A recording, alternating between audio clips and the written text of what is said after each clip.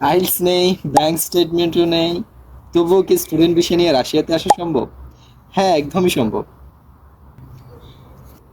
কিভাবে অ্যাডমিশন থেকে ভিসা পর্যন্ত সব প্রসেস কমপ্লিট করবেন, এই ভিডিওটি দেখলেই সব বুঝে যাবেন। রাশিয়াতে পাবলিক ইউনিভার্সিটিতে অ্যাডমিশন নিতে চাইলে আপনার আইএলটিএস এর কোনো প্রয়োজন হবে না। যদি আপনি রাশিয়ান মিডিয়ামে পড়াশোনা করতে চান, প্রথমে আপনাকে প্রিপারেটরি কোর্সে ভর্তি হতে হবে।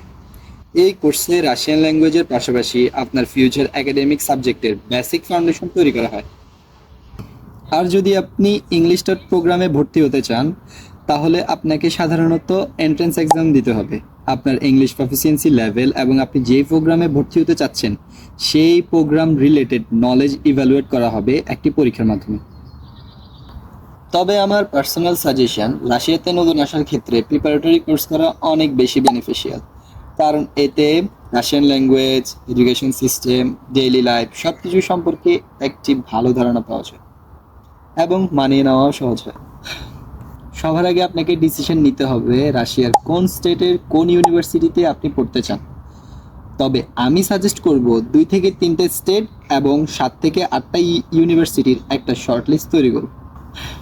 এরপর প্রতিটি ইউনিভার্সিটির অফিসিয়াল ওয়েবসাইটে গিয়ে অ্যাপ্লিকেশন প্রসেস, অ্যাডমিশন রিকোয়ারমেন্টস এবং অ্যাভেলেবল প্রোগ্রাম ভালোভাবে চেক করুন। তারপর অ্যাপ্লিকেশন শুরু করুন। সারপ্রাইজ!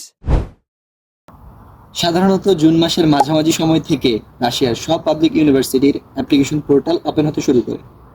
তাই লাস্ট মোমেন্টের জন্য অপেক্ষা না করে ডকুমেন্টস, ইউনিভার্সিটি শর্টলিস্ট এবং অ্যাপ্লিকেশন প্রিপারেশন শুরু করুন। ইউনিভার্সিটিতে অ্যাপ্লিকেশন প্রসেস শুরু করার জন্য আপনার একাডেমিক সার্টিফিকেট, ট্রান্সক্রিপ্ট এবং পাসপোর্ট রাশিয়ান ভাষায় নোটারাইজ ট্রান্সলেশন করতে হবে। এই ডকুমেন্টসগুলো ইউনিভার্সিটি অ্যাপ্লিকেশনের জন্য খুবই ইম্পর্ট্যান্ট, কারণ প্রায় রাশিয়ার সব public university Russian notarise translation করা ডকুমেন্টস প্রেফার করে। ভয়ের কিছুই নেই, রাশিয়াতে থাকে এমন কারো মাধ্যমে খুব সহজেই নোটারাইজ ট্রান্সলেশন করিয়ে নিতে পারবেন।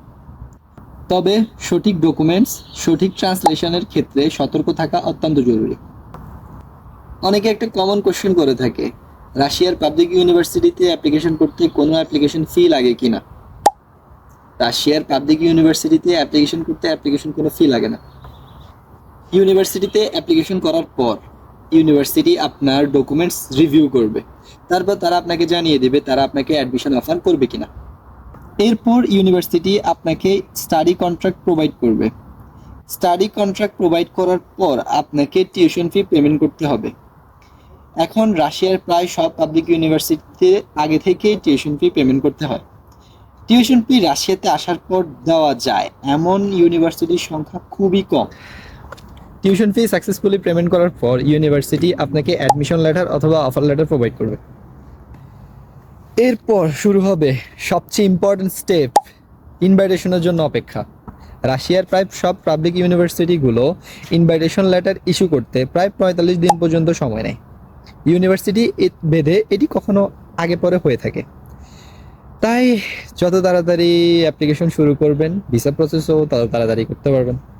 ইনভাইটেশন লেটার পাওয়ার পর আপনি স্টুডেন্ট ভিসা অ্যাপ্লিকেশনের জন্য প্রস্তুতি নেবেন।